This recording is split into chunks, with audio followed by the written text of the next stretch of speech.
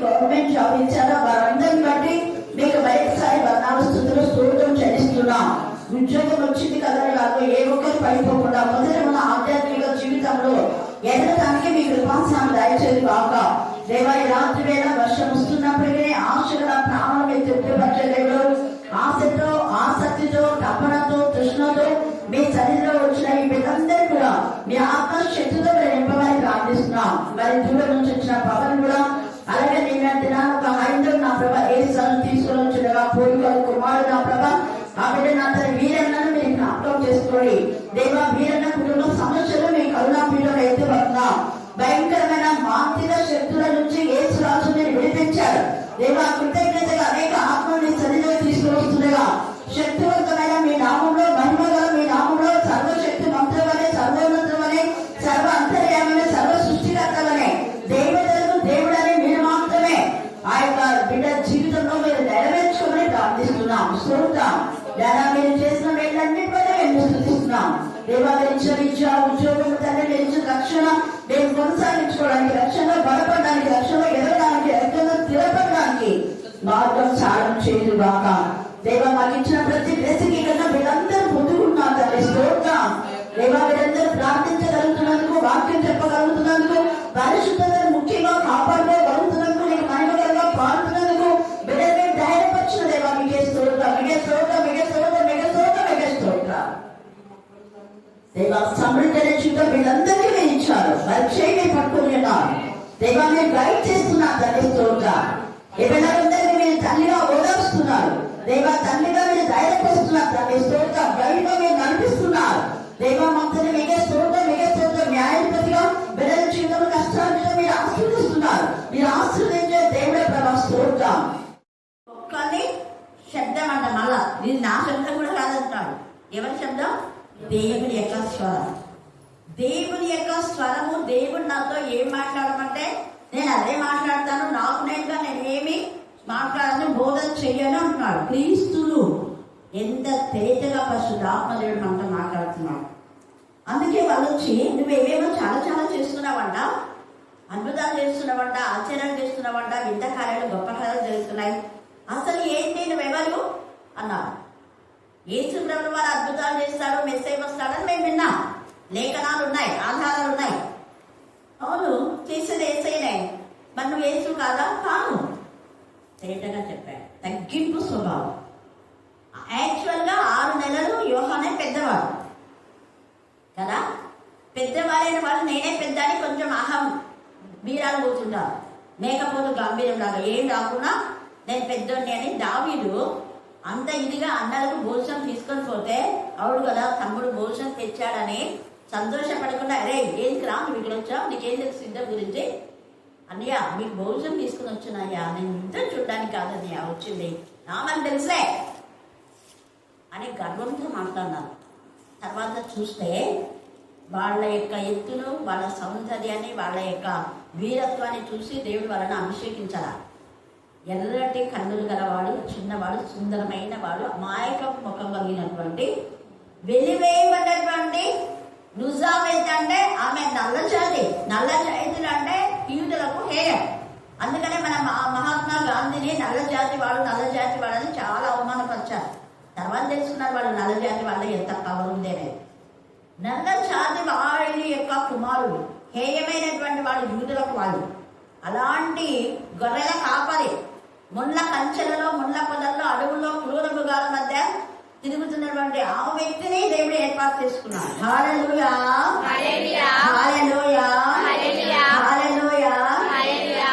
మనం లూకా సువార్త 14వ అధ్యాయంలో కూడా మీరు లూకా ధ్యానించేటప్పుడు మీరు విన్నారు. పెళ్లి విందుకు భోజనం సిద్ధమైంది, రండి అని అనేకులు పిలిచారు. కానీ పిలువబడిన వారు అనేకులు అంటారు. ఎంతమంది పిలువబడిన వారు? అనేకులు. అనేకులు అని చెప్పడం కంటే అందరని కూడా చెప్పొచ్చు. లోక పాపం మోసుకొని పోయే దేవుని గొర్రెపిల్ల. మన మత్తయి సువార్త 10:28 ప్రయాసపడి భారం మోసుకుంటున్న సమస్తమైన వారలారా ఎక్కడికి రావాలా? అందరిని పిలిచాడు. కులం, మతం, జాతి, తెగ, చదువు, నల్ల జాతి, తెల్ల జాతి ఏం లేదు, అందరికీ పిలుపుంది. కానీ పిలుపున్న అందరు రావటం లేదు. పిలుపు అయితే అందరికి ఉంది, పిలుపున్న వాళ్ళందరూ రావటం లేదు. అయితే దేవుడు కొంతమంది సరే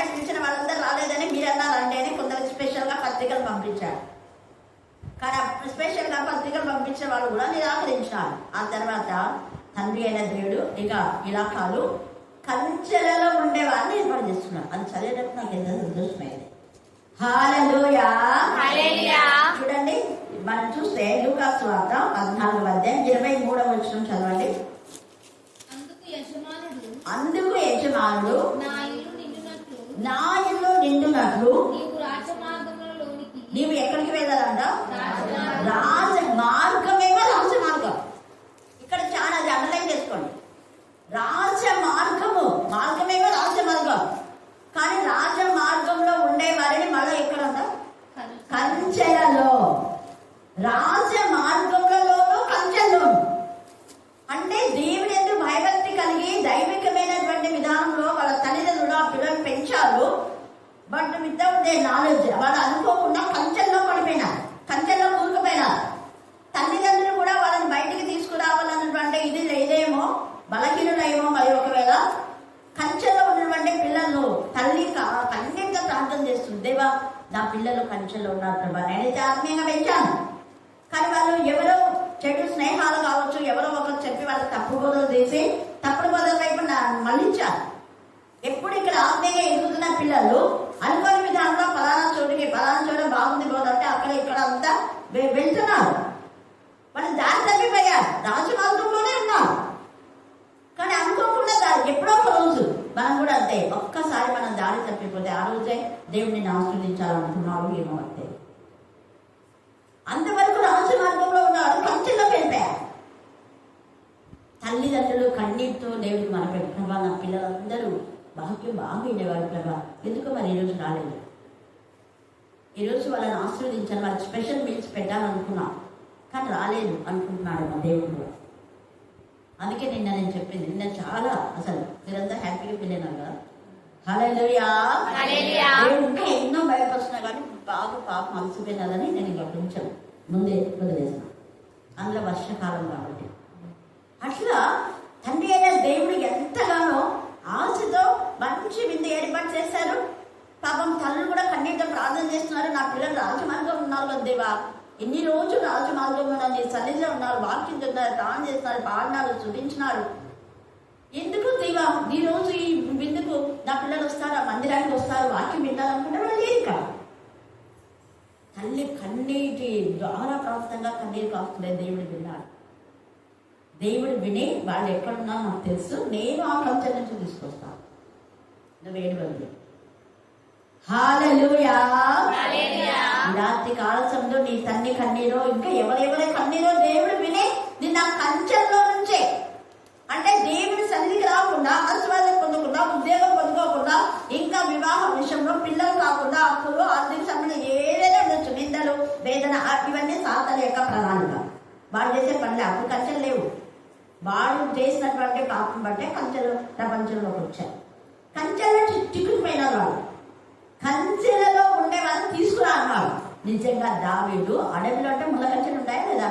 అంతా ఎక్కడ పడితే అక్కడ పెరిగి ఉంటాయి అడవిలో ఉంటాయి.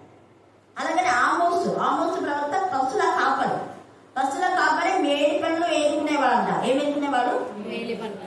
ఆ మేడి పండ్లు పైనుంచి ఇట్లా చెట్లు రాపితే అవి ముళ్ళ కంచెలు ఎక్కడెక్కడే వస్తాయి.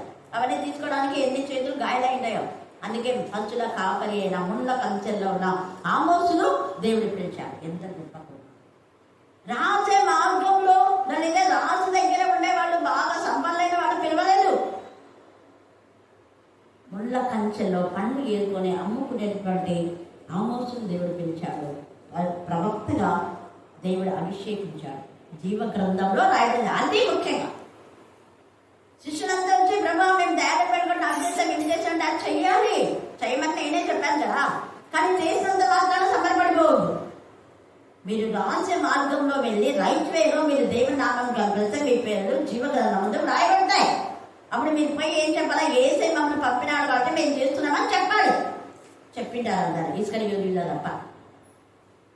నేనే గొప్ప చేస్తున్నానని చెప్పుకునేటాడు. ఏసై నన్ను పంపినాడు, దేవుడు నన్ను పంపగా నేను ఈ పని చేస్తున్నా, దేవుడు ఏర్పాటు చేసినందుకు నేను ఈ పని చేస్తున్నా, దేవుడు నాతో చెప్పినందుకు నేను ఈ పని చేస్తున్నా.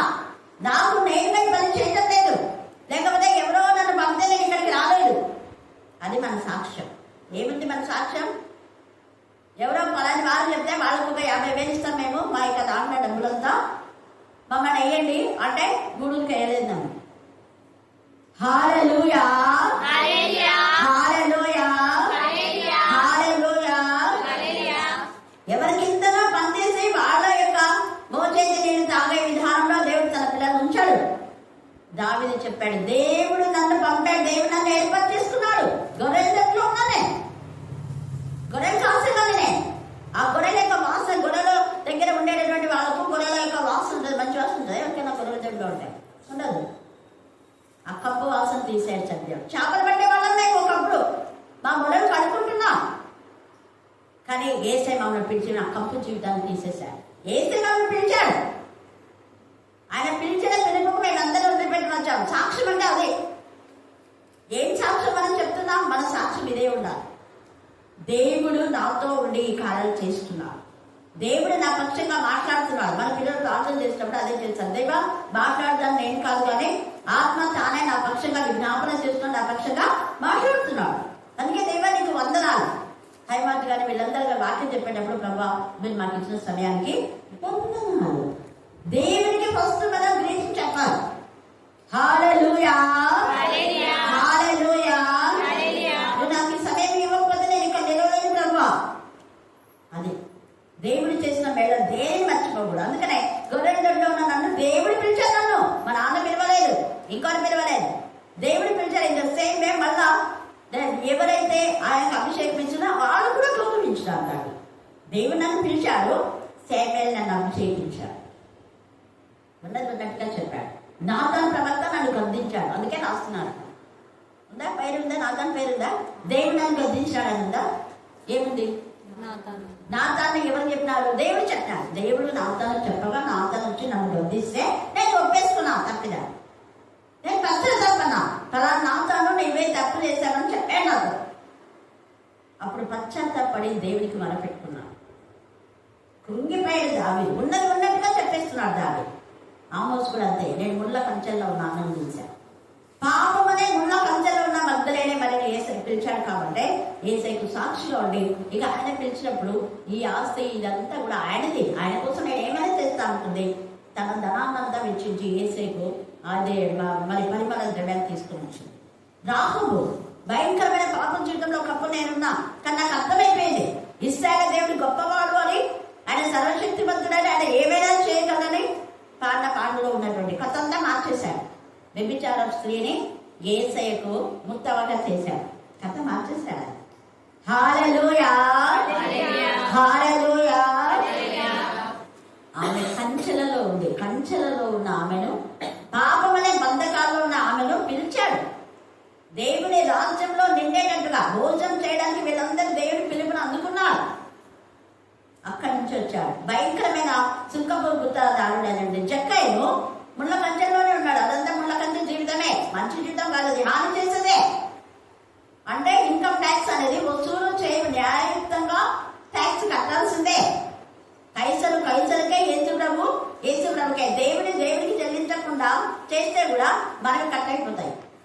అలాగనే సుంకం కట్టే వాళ్ళ దగ్గర మనం కట్టమని చెప్పి తిరుగుబాటు చేస్తే కూడా అది కూడా తప్పే. అలా కాకుండా చేయవలసిన సుంకాన్ని వసూలు కాకుండా ఇంకా ఎక్కువ సుంకం వసూలు చేస్తే కూడా తప్పే, రెండు తప్పే.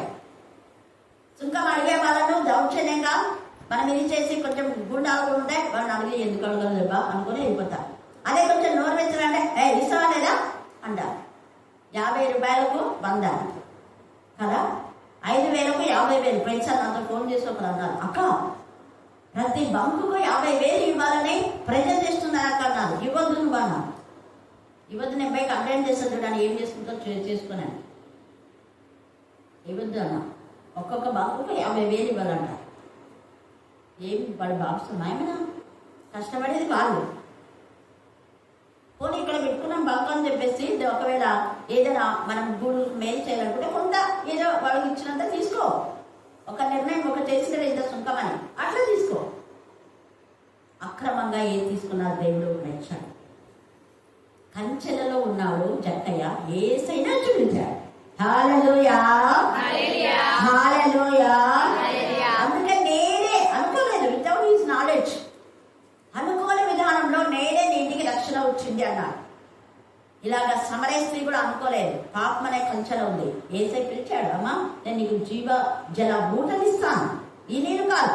ఇక్కడ యోహాను కూడా ఏమంటున్నావు అంటే, నువ్వేం వెళ్ళ బ్యాప్టిజం ఇస్తున్నావంటే, అంతేనా, నేను బ్యాప్టిజం ఇచ్చేది నీళ్ళలో, కానీ నా వెనక వచ్చేవాడు అలా కాదు. ఆయన ఏం చేస్తాడంట చూడండి, 24 నుంచి చదవండి. యోహాను సువార్త.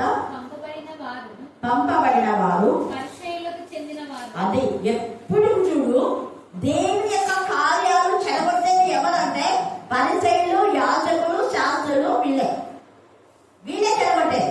ఎక్కడ చూడండి అక్కడ యోహానుకు టార్గెట్ చేస్తారు, యేసు ప్రభు టార్గెట్ చేస్తారు. వాళ్ళు ధర్మశాస్త్రం చదివి కూడా, అందుకనే యాజకులు జ్ఞానం లేదు అని చెప్తున్నాడు. యాజకులు జ్ఞానం ఉంటే ఇది గ్రహించి ఇది దేవుడి సేవ కదా చెయ్యండి అంటారు, ఆటంకం చెయ్యరు. నిజంగా యాజకులు జ్ఞానం ఉంటే మేము వాక్యం చెప్తున్నాం మీరు కూడా చెప్పండి అనేక అవకాశాలు పిల్లలకి ఇచ్చి ఎంకరేజ్ చేస్తారు. హల్లెలూయా, హల్లెలూయా. ఇక్కడ వాక్యం చెప్పగలిగిన అందరూ చెప్పారు, అవునా కదా? ఇంకా అడుగుతున్నా మీరు కూడా చెప్పండి చెప్పండి అని చెప్పవలసిన వాళ్ళందరూ చెప్పారు. అది ఇంకా ఏమైనా ఖాళీ కుండలు ఉన్నాయా? ఏం లేవు. అసలు చెప్పవలసిన వారు ఎవరు లేరనే విధానంలో మనం చెప్పించాలి. ప్రతి ఒక్కరితో వాక్యం చెప్పించాలి. ఎందుకు? వాళ్ళు ప్రభు బలలో పాలు పొందుతున్నారు కాబట్టి. ప్రభు బలలో పాలు పొందిన ప్రతి ఒక్కరు ప్రభుని ప్రకటించాలి. అందుకనే యేసయ్య కూడా అదే విధానంలో ప్రభు బలలో వాళ్ళు పాలు పొందుతారని తెలిసే మీరు పోయి 12 మంది శిష్యులకు పోయి, నాకే అధికారం దేవుడు ఇచ్చాడు, అదే అధికారం మీకు తక్కువ ఇవ్వడంలో నేను సేమ్ అధికారం మీకు ఇస్తున్నా, మీకు కూడా అధికారం పోండి అన్నాడు. అది యేసయ్య యొక్క తగ్గింది. దేవుని కుమారుడైన తగ్గించుకున్నాడు. ఇక్కడ యోహాను కూడా తగ్గిస్తున్నాడు. నేను నీళ్ళలోనే బ్యాప్టిజం ఇచ్చేది, పరిశీలించి అడుగుతున్నాను, నేను క్రీస్తువైనను, ఏలియావైనను, ఆ ప్రవక్తవైనను ఖాళీ అయినా ఎందుకు బాప్టిజం ఇచ్చుచున్నానని అతను అడిగాడు. ఎందుకు? ఇట్లానే సైతాన్ ఎప్పుడు శోధిస్తున్నాయి, సైతాన్ ఎప్పుడు ప్రశ్నించడమే. మనని వాడిని కూడా అన్నారని చెప్తుంటారు. ఆడ పైన ఆయన నన్నే నువ్వు క్రీస్తు అంటే కాదు అన్నాడు, ఏలియా అంటే అడుగడుగా కాదన్నాడు. యాక్చువల్ గా ఏలియా ఆత్మ కలవాడే. ఎంత తగ్గించున్నాడు. యోహాను తెలుసు ఏలియా ఆత్మ కలవాడని తెలుసు. ఏలియా ఆత్మ ఉన్నా కూడా ఎంత తేటగా తామలు అంటాడు. నీవు ఆ ప్రవక్తవా? మనడు ప్రవక్తలని బోర్డు పెట్టుకుంటుంటావు. టీవీలో చూస్తే ప్రవక్త అన్నారు, అవి ఇవి ఎంత మందిని అంటున్నారు. ప్రవక్త అయినా ఆయన ఈయన ఏమేమో చెప్తున్నారు. ప్రవక్తలు యేసు ప్రభు ప్రవక్త, యేసు ప్రభువే ప్రవచించేవాడు. హల్లెలూయా, హల్లెలూయా.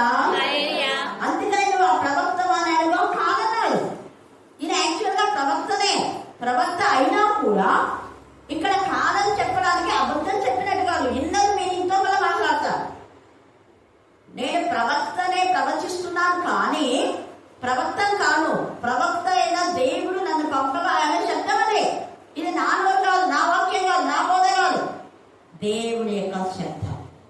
అందుకే ఒక్కరి శబ్దం అన్నాడు 23వ వచనంలో. చూడు, మీరు పంపిన వారికి మీరు చెప్పండి అని ప్రవక్త అయిన యెషయా చెప్పినట్టుగా ఇక్కడేమో ప్రవక్త కానన్నాడు, మళ్ళీ ఇక్కడ ఇంకొక ప్రవక్తను గౌరవిస్తున్నాడు. ఎంత తగ్గింపు యోహానుకు. అక్కడ ఊరికే యెషయా అని చెప్పొచ్చు కదా, కానీ చెప్పలేదు. ప్రవక్త అయిన యెషయా గౌరవిస్తున్నాడు. యాక్చువల్ గా యెషయా ఏలియా ముందటి వాడు, యెషయా తర్వాత వాడు. ఏలియా ఆత్మ కలవాడు అంటే ఈయన కూడా ప్రవక్తనే అయినా కూడా తను తగ్గించుకొని ఇంకొక ప్రవక్తను హెచ్చిస్తున్నాడు. మనమైతే మేమే వాక్యం నాకే చెప్పడానికి వచ్చు, నేను మాత్రమే చెప్పాలా, వేరే వాళ్ళు చెప్పకూడదు. దాన్నే గర్వం, అహంకారం అంటారు. చూడండి అని మళ్ళీ అంటున్నాడు, ప్రభుత్వంలో సరాలం చెవిడి అని అరణ్యంలో ఎలుగెత్తి చెప్పు ఒకరి శబ్దం అని ప్రవక్త చెప్పాడు కదా. నేను ఆయన శబ్దాన్ని, నా స్వరం నేను మాట్లాడుతున్నట్టే అది నా మాట కాదు, దేవుడి యొక్క మాట. దేవుడు నాలో ఉండి మాట్లాడిస్తున్నాడు. నా భక్తి నా శక్తి ఏది కాదు, ఒకరి స్వరం అన్నాడు ఒకటి. రెండవది ఏమంటున్నాడు, నీవు క్రీస్తు అంటే కాదన్నాడు, ఏలేవంటే కాదన్నాడు. మరి ఎందుకు బాప్తిసం ఇస్తున్నాడు? మళ్ళీ ప్రశ్నకు జవాబు చేస్తున్నాడు, నేను నీళ్లలో బాప్తిసం ఇచ్చుచున్నాను కానీ చూడు ఎంత కాదు నేను నీళ్ళలో ఇస్తున్నానయ్యా బాప్తిజం, కానీ నా వెనుక వచ్చుచున్న వాడు మీ మధ్య ఉన్నాడు. వెంటనే ఇంకా అప్పటికే వేసే పుట్టాడు కాబట్టి మీ మధ్యనే ఉన్నాడు. మీరు గుర్తించలేకపోతున్నారు. అవివేకులు, గుడ్డోలు. మీరు చూస్తున్నారు కానీ మీరు గుడ్డోలు. మీ మధ్యనే ఉన్నాడు, మీరు ఆయన నెరగడు. మీరంతా యాత్రికులే, మీరు పరిచయలే, మీరు శాస్త్రులే, మీకు ధర్మశాస్త్రం తెలుసు, కానీ మీరు ఆయన గుర్తించారు. నన్నే గుర్తించలేదు, ఆయనే గుర్తిస్తారు మీరు. ఎందుకంటే వంటె రోగములు ఆయన వస్తారని గురించి చెప్పారు. వంటె రోగములు కట్టుకున్నవాడు మెట్టలు తింటాడు అరణ్యంలో ఒకరి శబ్దం, ఆయన ఏలి ఆత్మ కలవాడని ముందే ప్రవక్తలు ప్రవచించారు యోహాను గురించి. మరి ఇవన్నీ ధర్మశాస్త్రం తెలుసు అన్నారు. వాళ్ళు నేను ఎవరో మీకు తెలీదా? నేను ఎవరు పంపగా వచ్చానో మీకు తెలీదా? ఎలా వచ్చానో మీకు తెలీదా? వాళ్ళందరికీ చిగ్గుమేలా మాట్లాడుతున్నాను. ఎక్కడ కాంప్రమైజ్ రావట్లేదు. బాప్తిజం ఇచ్చి యోహాను మీ మధ్య ఉన్నాడు, మీరు ఆయన ఎదురు తేటగా మాట్లాడుతున్నారు. ఆయన చెప్పిన వారు ఇప్పటికైతే యోగ్యులను కాదని వార్తలు చెప్పాను. అక్కడ ఏసై లేడు, ముఖస్థుతి చేయడంలా. ఏసై లేకపోయినా ఆయన చెప్పిన వారు ఇప్పటికి నేను ఏం కాదు, యోగ్యులను. గట్టిగా చెప్తే హల్లెలూయా, హల్లెలూయా, హల్లెలూయా. ఎంత తగ్గింపు చూడాలి. అబ్రహాం కూడా ఇదే మాట అన్నాడు, మీది నాకొద్దు, మాకు అవసరం లేదు. డబ్బు కోసం మేము సేవ చేయం, డబ్బు కోసం మేము పని చేయం, లేకపోతే మీది ఊరికే నేను తీసుకోను. ఒక్కరి నాకొద్దు, చెప్పదో వాళ్ళు కూడా నాకొద్దు. అది ఎప్పుడైతే మనం చేస్తామో బ్లెస్సెడ్ అవుతాం. ఒక్కరిది ఆస్తి నా కష్టార్జితంతో నేను జీవిస్తానని ఎవరైతే అనుకుంటారో అలాంటి వారిని దేవుడు బాగా లిఫ్ట్ చేస్తారు. ఇక్కడ కూడా చెప్పుల వారు ఇప్పటికైనా నేను యోగ్యులను కానని వారితో చెప్పాను. అప్పుడు యోహాను అంటున్నాడు కదా,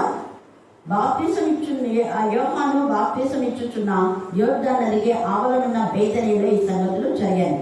అప్పుడు మళ్ళీ అంటాడు ఇంకొక సాక్ష్యం, ఆయన మీ మధ్య ఉన్నాడు అన్నాడు, నేను నీళ్ళలోనే మీకు బాప్తిసం ఇస్తున్నాడు అంటాడు. మళ్ళీ ఆయన చెప్పుల వారు ఇప్పటికైనా యోగ్యుడే కానంటాడు. ఇంకొక చోట ఆయన పరిశుద్ధ ఆత్మలో మీకు బాప్తిసం ఇస్తాడు అంటాడు. సాక్ష్యం, యేసయ్య గురించి సాక్ష్యం. నేను నీళ్ళలోనే, కానీ ఆయన పరిశుద్ధాత్మతో శక్తితో మేము నింపుతారు. హల్లెలూయా, హల్లెలూయా. తర్వాత యేసయ్య గురించి ఏం సాక్ష్యం చెప్తున్నా అంటే, మరునాడు యోహాను యేసు తన యుద్ధకు రాగా చూచి, ఇదిగో లోక పాపం మోసుకొనిపో దేవుని గొర్రెపిల్ల. లోక పాపాలు ఏ మోసుకుంటున్నాడు? మీరంతా పాపాలు కడిగేస్తున్నాడు అని చెప్పి నన్ను గురించి ఒకవేళ మీరు చెప్తున్నారేమో, నేను కడగలేదు, యేసయ్య రక్తం. లోక పాపములు మోసుకొని పోయే దేవుని గొర్రెపిల్ల. నేను దేవుడు చెప్పాను బాప్తిజం ఏమన్నాడు ఇస్తున్నాను అంతే. నేను ఒక కార్యకారిణి, ఒక వార్తాహారుని, వార్త తీసుకొని వచ్చి మీకు చెప్తున్నాను అంతే. కార్యం చేసేవాడు, చేయించేవాడు దేవుడే. నేను ఒక బూరని మాత్రమే, పంపబడిన వ్యక్తిని, నేను ఒక దాసుడనే. నా యజమానుడు ఉన్నాడు, ఆయన చెప్తే చేసిన పని చెప్తున్నా అంతే. ఆయన ఏం చేయమంటే అది చేస్తున్నాను అంతవరకే. నువ్వు బోధకుడు అంటే బోధకులని పిలిపించుకోదంటే మనం బోధకులనే పిలిపించుకుంటుంటా. అందుకనే ఎవరైనా నన్ను పాస్టర్ అంటే నేను వెంట తింటా, పాస్టర్ ఉండండి అన్నాను లేదా? హల్లెలూయా, హల్లెలూయా. సహోదరి అంతే. కొంతమంది మేడం అంటే కూడా ఏ పని ఉండదు, అక్కనంటే చాలా అంటారు. ఎందుకు అంటే అది ఆత్మ బంధం. ఇక్కడ ఎంత చక్కగా ఇదిగో లోక పాపం మోసుకొని పో దేవుని గొర్రెపిల్ల, నా వెనుక ఆ మనుషుడు వచ్చుచున్నాడు, ఆయన నాకంటే ప్రభువుడు కనుక నాకంటే ముందన్నాడు. ఎంత మంచి సాక్ష్యం. ఒకటి, ఆయన చెప్పుల వారు ఇప్పటికి కూడా నేను యోగ్యులను కాను అన్నాడు. నేను నీళ్ళతోనే బాప్తిసం ఇస్తున్నాను, కానీ ఆయన పరిశుద్ధాత్మతో బాప్తిసం ఇస్తాడన్నాడు. నేను ఆయన యొక్క స్వరాన్ని అని మాట్లాడుతున్నాడు. తర్వాత ఇక్కడ ఆయన నాకంటే ప్రభువుడు కనుక నాకంటే ముందరి వాడైనా నేను ఎవరిని గురించి చెప్పించిన ఆయనే ఇయ్యాను. నేను చెప్పాను కదా, నాకంటే ముందరి వాడైనా మీ మధ్య ఉన్నాడు, మీకు తెలుసు, నాకు తెలుసు, మీరు ఎరగరు, నాకు తెలుసు. మరి అందరి ఈయనే పెద్ద అని ఒకవేళ మీరు కూడా కామెంట్ చేస్తున్నారు, నువ్వు కదా ముందు పుట్టింది, యేసుప్రభు తర్వాత కదా అంటే, తర్వాత పుట్టిన ఆయన నాకంటే జగత్తు పునాది వేయబడక ముందే ఉన్నాడు. అసలు నన్ను గుర్తించింది ఆయన. హల్లెలూయా, హల్లెలూయా. నేను ఆయనను ఎరుగనైతిని, కానీ ఆయన ఇశ్రాయేలుకు ప్రత్యక్షమగుటకు నేను నీళ్లలో బాప్తిసం ఇచ్చుచు వచ్చిందని చెప్పాను. మరియు యోహాను సాక్ష్యం ఇచ్చుచు ఆత్మ పావురం వలె చదవడమా ఆకాశం నుండి దిగువచ్చురా చూచితిని. ఆ ఆత్మ ఆయన మీద నిలిచెను. నేను ఆయనను ఎరుగనైతేనే కానీ నీళ్లలో బాప్తిసం ఇచ్చినప్పుడు నన్ను పంపిన వాడు నీవెవరి మీద ఆత్మ దిగివచ్చి నిలుచుట చూతువో ఆయనే పరిశుద్ధాత్మలో బాప్తిసం ఇచ్చువాడని నాతో చెప్పారు. ఈయనే దేవుని కుమారుడని నేను తెలుసుకొని సాక్ష్యం ఇచ్చుదనే మన దేవుని కుమారుడు. 5 విధాలుగా యేసయ్య గురించి సాక్ష్యం. ఇది నిజమైన సాక్ష్యం. యేసయ్య గురించి మనం చెప్పవలసిన సాక్ష్యం ఏది? ఆయన గణపరిచి ఆయన మనం డబ్బా మనం కొట్టుకోవడం. నేను అందుకే నా గురించి ఇక్కడ ముందు ఇక్కడే వాళ్ళకే దర్శనం ఇచ్చిన మీకు చెప్పింది. వాళ్ళు చూసినా వాళ్ళు చెప్పారు మన గురించి. వాళ్ళు దేవుడు చేసిన వేళ్ళు దేనిని మరవడు. యోహాను కూడా దేన్ని మరవలేదు, సాక్ష్యం ఇచ్చాడు. ఉన్నది ఉన్నట్టుగా సాక్ష్యం ఇచ్చాడు. ప్రభువుకు సాక్షి విడలుగా ఉన్నాం. దేవుడు ఈ లేఖన బాగా దీవించి ఆశీర్వదించుగాక. ఆమేన్, ఆమేన్, ఆమేన్. చివరి ప్రార్థన. సహోదరి మన విశ్వానికి రాజా, విశ్వాన్ని మహాగొప్పదేవ, మీకే ఉన్నాను, మీకే స్తోత్రం చెల్లిస్తున్నాయా.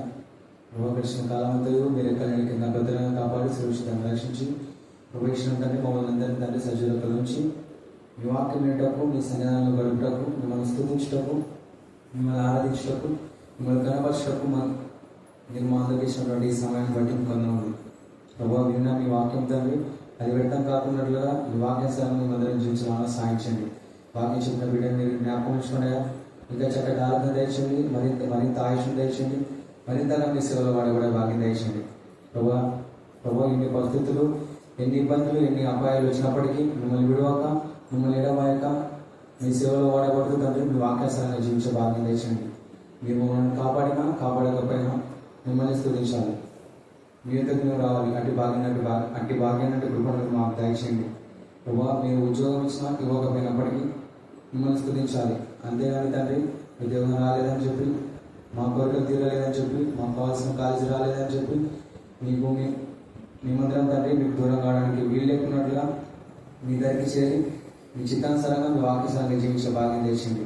మీరు ఇచ్చే ఫలాలు తండ్రి, మీరు ఆలోచించే ఆలోచనలు మా ఆలోచన వంటి కావాలని మీరు సెలవిస్తున్నారు. మీ ఆలోచనలు అత్యధికంగా ఉంటున్నాయా. మీ ఆలోచనల ప్రకారం మేమందరం జీవించాలే కానీ మాకు ఇష్టం వచ్చినట్టుగా మేము బ్రతకడానికి వీలు లేకున్నట్లుగా సాధించండి. మాకు ఇష్టం వచ్చినట్టుగా జీవిస్తూ ఇష్టానుసారంగా బ్రతుకు తండ్రి ఎంతోమంది తండ్రి నాశనం అయినారా. ఆ నాశనం తండ్రి, ఆ నాశనం మార్గంలో మేమందరం నడవడానికి వీలు లేకున్నట్లుగా మీ కృప చేత బలపరిచి, ప్రతిక్షణం తండ్రి మీ వాక్యం చేత బలపరిచి మీ మార్గంలో మేము నడిపిస్తున్న విధానం బట్టి మీకు కొందరు ప్రభావ వచ్చిన ప్రతి బిడ్డను మీరు జ్ఞాపకం ఉంచుకోండి. ఎవరికి ఏ అవసరం ఉందో తెలియదు కానీ ప్రతి ఒక్కరికి తండ్రి వారికి కావాల్సిన ప్రతి అవసరతను, ప్రతి అక్కడను మీ చిత్తానుసారంగా మీ వాక్యాసరంగా తీర్చిదిద్దండి. ప్రభావ అనారోగ్యంతో బాధపడుతున్న వారిని కూడా మీరు జ్ఞాపకం ఉంచుకోండి. ఉద్యోగం లేని వారిని కూడా మీరు జ్ఞాపకం ఉంచుకోండి. వారికి తగినటువంటి శ్రేష్టమైన జాబును దయచేయండి, శ్రేష్టమైన పనిని దయచేయండి. ఒకవేళ తండ్రి వారికి కావాల్సిన జాబు తండ్రి, వారు కోరుకున్నటువంటి జాబు ఒకవేళ రాకపోతే తండ్రి మిమ్మల్ని విడవక, మిమ్మల్ని ఎడబాయక మరింతగా తండ్రి మీరేదో ఇవ్వబోతున్నారు అని తండ్రి ఆతృతతో తండ్రి వారి ఎదురు చూస్తున్నాను సాధించండి. అంతగానే తండ్రి మీకు దూరం కావడానికి వీలు లేకున్నట్లుగా సాధించడం ప్రార్థిస్తున్నాను. ప్రభావ వృద్ధులను కూడా మీరు జ్ఞాపకం ఉంచుకుంటే వాక్యాసరంగా జీవించి భాగ్యం దయచేయండి. ప్రభావ మేమందరం తండ్రి డేంజర్గా తండ్రి ఉండడానికి వీలు లేకున్నట్లుగా